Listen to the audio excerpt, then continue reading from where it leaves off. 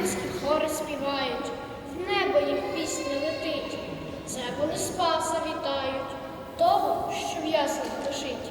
Серцем дивлюся і чую співи, що в небі звучать, і з пастухами прямую, дивне дитя привітать. Я поклонюсь йому щиро, чашу спасіння прийму, серце своє, а не миром, дам в подарунок йому. Хай він поселиться в ньому,